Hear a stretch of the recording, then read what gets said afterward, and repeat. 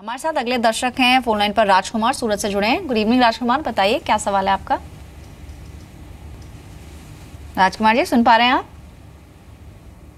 शायद डिस्कनेक्ट हुआ है। उन्होंने सवाल एसएमएस के जरिए भेजा है। डिशमिन फार्मा पर सवाल पूछना चाह रहे हैं। 149 के लेवल्स की इनकी खरीद है और 175 आज का क्लोजिंग। और इनफैक्ट आज जैसे कि हमने शुरुआत में भी कहा, हेल्थ केयर पैक में काफी अच्छा रुझान था। डिशमिन फार्मा खासतौर पर 7.5% के आसपास ऊपर बंद हुआ है। क्या करना चाहिए इनको फिलहाल? क्या ये सही समय है कि अभी ये मुनाफा वसूल लें या फिर थोड़ा सा और रुक जाए? आपको लगता है कि अभी और पॉसिबिलिटीज हैं ऊपर जाने की स्टॉक में?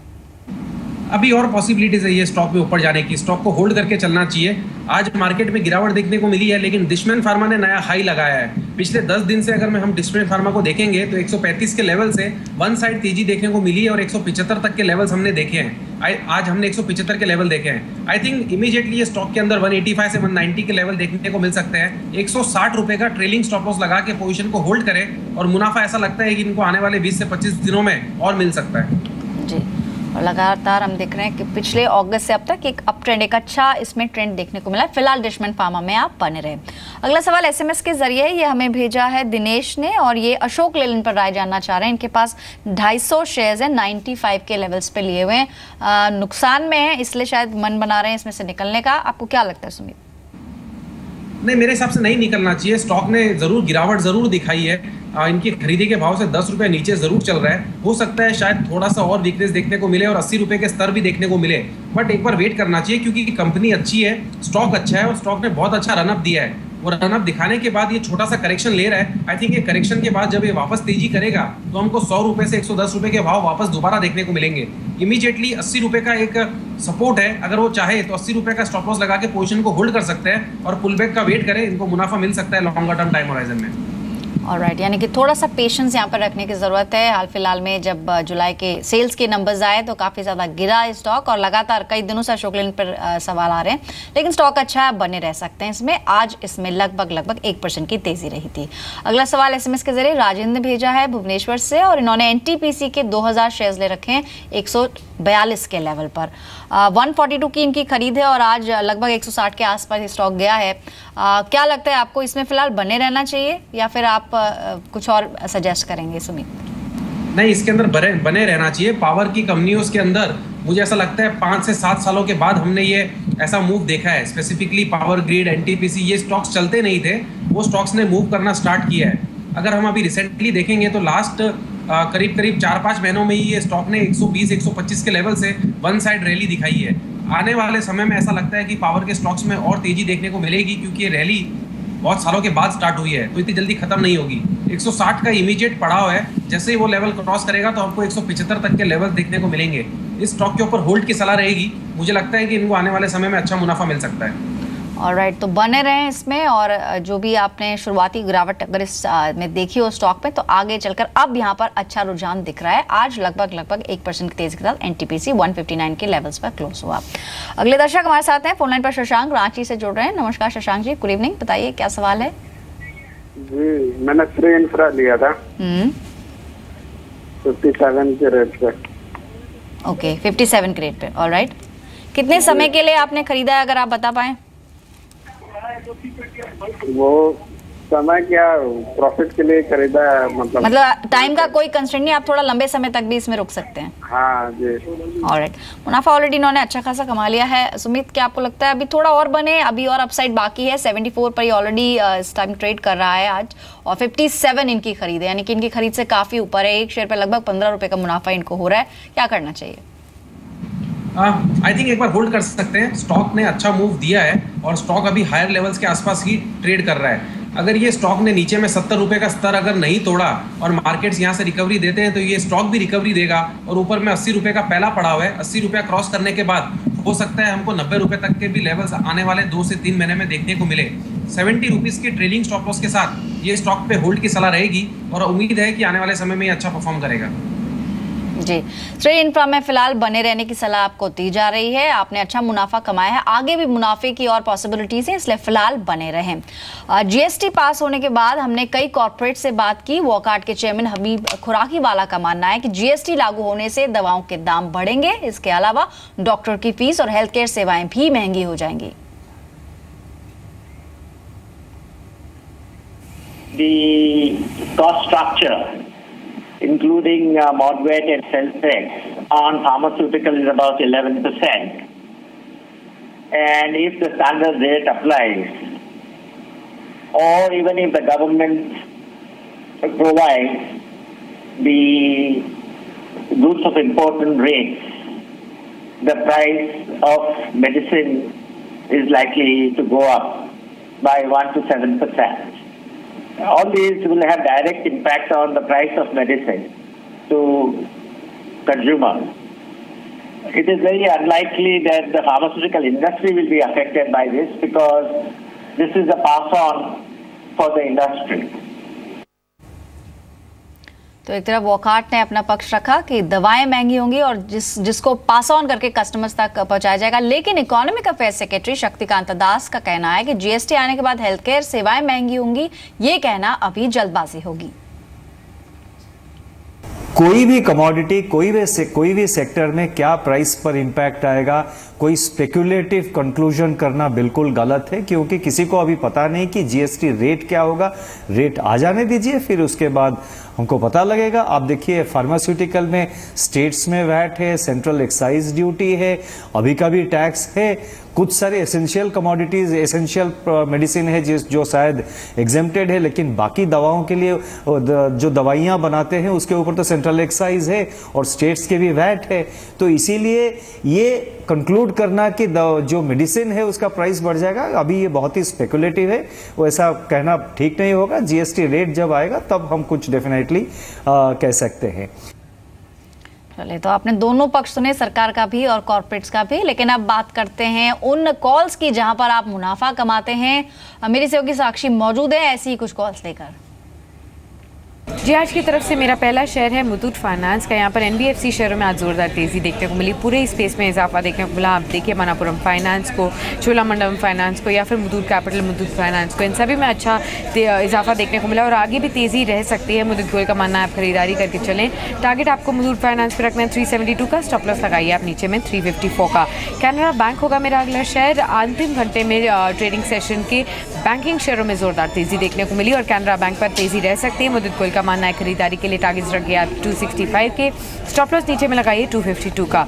साथ ही बाटा पर उन्होंने बिकवाली की राय दी है। यहाँ पर जो टारगेट्स बताए गए हैं 515 के हैं, स्टॉप लॉस ऊपर में आपको 537 के लगाने हैं। खराब नतीजों के बाद कहीं ना कहीं शेयर पर दबाव भी देखने को मिला और आगे भी यही दबाव जारी रह सकता है। अंबुजा सीमेंट है मेरा अगला शेयर। यहाँ पर एफआईपीबी ने विलय के प्रस्ताव को मंजूरी दी है। होलसेल इंडिया के साथ इस विलय को मंजूरी मिली है, तेजी रह सकती है। इस शेयर में खरीदारी की सलाह दी है चंदन तापरिया ने, टारगेट बताया 272 का, स्टॉप लॉस लगाइए आप 255 का। आखिरी शेयर मेरी तरफ से गेल का होगा। खरीदारी के लिए यहाँ पर सलाह दी है चंदन तापरिया ने। पीएनजीआरबी ने, जो रेगुलेटर है, उसने खासतौर पर 2 पाइपलाइंस की जो टैरिफ्स है उनमें बढ़ोतरी की है, जिसकी वजह से एक पॉजिटिव ट्रिगर मिलता हुआ नजर आ सकता है। गेल पर तेजी रह सकती है। चंदन तापरिया का मानना है आप खरीदारी के लिए टारगेट्स रखिए 390 का, स्टॉप लॉस लगाइए 363 का। तो 5 वो ऐसी कॉल्स जहां पर आप मुनाफा कमा सकते हैं अगले दिन। लेकिन आज भी जी बिजनेस पर लगातार अलग अलग सेगमेंट्स में हमने आपको कई स्टॉक्स बताए। साक्षी, वो 3 कॉल्स कौन सी थी? जी बिल्कुल, आज दिन भर पर जी बिजनेस में हमने ढेर सारे शेयर्स रेकमेंड किए जहां पर जोरदार रिटर्न्स भी देखने को मिले। प्रिसाइसली 3 ऐसे शेयर्स का अपडेट में लेकर आई हूं। शुरुआत करेंगे आज के फास्ट 50 शेयर के साथ, यानी कि प्री कॉल जो कि आज सुबह 7:30 बजे आपको दिया गया था। यहां पर खरीदारी के लिए टारगेट्स निर्धारित किए गए थे 109 रुपये का और देखिए आप टारगेट को टच किया, सुपर सीड किया और 12% तक के उछाल के साथ ये शेयर बंद होते हुए नजर आया। अच्छे नतीजे रहे हैं, खासतौर पर प्रॉफिटेबिलिटी फ्रंट पर अगर आप देखेंगे तो करीब 50% तक का इजाफा देखने को मिला है ईयर ऑन ईयर, जिसकी वजह से ये शेयर चुना गया था और जोरदार तेजी यहां पर देखने को मिली। मदरसन सुमी है मेरा अगला शेयर। ये भी फास्ट 50 में स्टॉक्स फास्ट 50 शो जो है हमारा आज का सुबह 7:30 बजे रोज होता है, जहां पर 50 शेयर्स पर आपको राय दी जाती है। ऐसे एक शेयर मदरसन सुमी भी था। खरीदारी की यहां पर राय दी गई थी, जो टारगेट्स बताए गए थे 340 के थे, वो टारगेट्स भी अचीव किए और टारगेट्स को सुपर सीड करते हुए शेयर बंद होते हुए नजर आए। इनफैक्ट 6% तक का इजाफा आज के ट्रेडिंग सेशन पर देखने को मिला। जोरदार तेजी इस शेयर पर भी देखने को मिली। आखिरी शेयर के बारे में बात करेंगे। ये हमारा आज का फाइनल बेट शेयर है, यानी कि 3:10 पर मार्केट क्लोजिंग से ठीक 20 मिनट पहले हर रोज यह शेयर आपको दिया जाता है और इस शेयर में भी जोरदार रिटर्न्स देखने को मिलते हैं। आज भी इसी तरीके का रुझान देखने को मिला। हिमाद्री केमिकल्स में 6% तक का इजाफा देखने को मिला। खासतौर पर सभी अहम एवरेजेस के ऊपर ये शेयर ट्रेड करते हुए नजर आया। तो इन तीनों ही शेयरों में जोरदार रिटर्न्स आज के सेशन पर देखने को मिले। शुक्रिया साक्षी बताने के लिए तमाम वो कॉल्स जो आज दिन भर आपने दर्शकों को बताई जी बिजनेस के जरिए और साथ ही जहां पर अच्छा रिटर्न भी मिला। एक अहम खबर दर्शकों को बता दें, बैंक ऑफ इंग्लैंड ने ब्याज दरें 0.25% तक घटा दी हैं। 2009 के बाद पहली बार दरों में कटौती हुई है। क्वांटिटेटिव ईजिंग प्रोग्राम में 6,000 करोड़ पाउंड बढ़ाए गए हैं। यहां तक कि QE खरीदारी का दायरा भी 37,500 करोड़ पाउंड से बढ़ाकर 43,500 करोड़ पाउंड कर दिया गया है। हालांकि ब्रेग्जिट के बाद दरें घटने की उम्मीद पहले से ही जताई जा रही थी। इसके अलावा आज SP अपैरल्स का IPO बंद हो गया। अपने आखिरी दिन तक कंपनी 2.65 टाइम्स सब्सक्राइब हुई। इशू के जरिए कंपनी की योजना 456 करोड़ रुपए जुटाने की है। इशू का प्राइस बैंड 258 से 262 रुपए प्रति शेयर है। कंपनी का ज्यादा focus kids and men's wear पे है। कंपनी की तमिलनाडु में 21 मैन्युफैक्चरिंग यूनिट्स हैं। इनफैक्ट एक क्विक कमेंट आपसे चाहेंगे, हालांकि सुमित आप टेक्निकली ही इनफैक्ट डॉक्यूमेंट करते हैं, लेकिन फिर भी जो नए एंट्रेंट्स हैं उस पर भी आपका कमेंट और साथ ही बैंक ऑफ इंग्लैंड का तो काफी हद तक एक्सपेक्टेड था। जहां तक अब RBI रेट कट की बात है, ओवरऑल क्या व्यू बन रहा है? क्या आपको लग रहा है इस बार कुछ अनाउंसमेंट हो सकती है या फिर ये it's going to be a no news event? देखिए, मुझे नहीं लगता कि इतनी जल्दी इस बार, अभी जैसे करंट गवर्नर का ये लास्ट पॉलिसी होगा तो मुझे नहीं लगता इसमें कोई रेट कट की कुछ गुंजाइश है। इनफैक्ट इसमें किसका नाम अनाउंस होता है वो ज़्यादा डिपेंड करेगा। जिसका नाम अनाउंस होता है उसके बाद मार्केट रिएक्ट करेगा कि उनके हिसाब से मार्केट पॉलिसी कैसे फ्यूचर में डिस्काउंट हो सकती है कि नहीं हो सकती है। तो आई थिंक ये टोटली डिपेंड करेगा कि कौन नया गवर्नर बनेगा इस बार। मेरे हिसाब से मुझे नहीं लगता है कि इस बार कोई RBI पॉलिसी में कुछ भी बदलाव होगा। और इमीडिएटली जहाँ तक मार्केट का सवाल है, फिलहाल हमको ऐसा लग रहा है कि जैसे कि मैंने अभी थोड़ी देर पहले भी बताया, जब तक कोई बड़ा तेजी एक बार इमीडिएटली देखने को नहीं मिलता है 8,600 640 के ऊपर, तब तक मार्केट्स में थोड़ा सा दबाव ही रहेगा। क्योंकि हमने देखा है ब्रेक्सिट के इवेंट के बाद वन साइड तेजी देखने को मिली है निफ्टी सेंसेक्स के अंदर, और अभी उसके बाद यही एक इवेंट है GST वाला जो खत्म हुआ है। तो मुझे ऐसा लगता है कि मार्केट ने इस इवेंट को पहले से डिस्काउंट कर रखा था और 500-600 पॉइंट की जो रैली है वो इसी न्यूज़ के चलते आई है। तो ये न्यूज़ आने के बाद एक बार प्रॉफिट बुकिंग बनती है जो कि 100 से 200 पॉइंट की मिनिमम निफ्टी के अंदर आनी चाहिए। चलिए खैर, एक बार फिर दर्शकों के पास लौटते हैं। अगले दर्शक फोन लाइन पर हमारे साथ जुड़े हैं, आशीष हैं देहरादून से। नमस्कार आशीष, बताइए कौन सा स्टॉक ले रखा है आपने? मैम शक्ति पंप्स लिया है। 35 शेयर है 160 के 160 के लेवल्स पे। ओके, हाँ। तो अब करना क्या चाह रहे हैं, क्या मन बनाया है आपने? हाँ जी, मैं शॉर्ट टर्म के लिए। वो तो मेरे को 6 महीने गए हैं।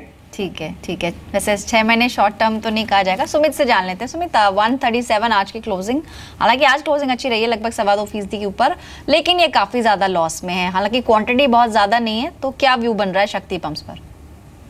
देखिए, हमारा इस स्टॉक में कोई बाइंग का व्यू नहीं है। हमें ये स्टॉक वीक लग रहा है। 200 DMA के भी ये स्टॉक नीचे ट्रेड कर रहा है, तो मेरे हिसाब से तो इस स्टॉक से निकल जाना बेटर होगा। अब इन्होंने होल्ड करके रखा हुआ है तो मैं इनको एक स्टॉप लॉस सजेस्ट कर देता हूँ। 130 रुपये का लेवल अगर इसमें टूट जाता है शक्ति पंप के अंदर, तो ये स्टॉक नीचे में 100 रुपये तक आ सकता है। 130 के स्टॉप लॉस से इनको पोजीशन एक बार होल्ड करनी चाहिए, और अगर पुल बैक मिलता है 150 155 की तरफ, तो उसमें से निकल के कोई फ्रंट लाइनर अच्छे स्टॉक में जाना चाहिए। ये स्टॉक ने लास्ट कई महीनों से कंसोलिडेशन रेंज में आके और एक ब्रेकडाउन दिया हुआ है, तो मुझे चार्टिकली अभी इतना स्ट्रॉन्ग नहीं दिख रहा है, और मुझे फिलहाल ऐसा कुछ लग भी नहीं रहा है कि इसमें कोई बहुत बड़ा मूव देखने को मिलेगा। स्ट्रिक्ट स्टॉप लॉस 130 का लगा के एक बार वेट करें, पुल बैक मिलता है तो उसमें से निकलने की सलाह रहेगी।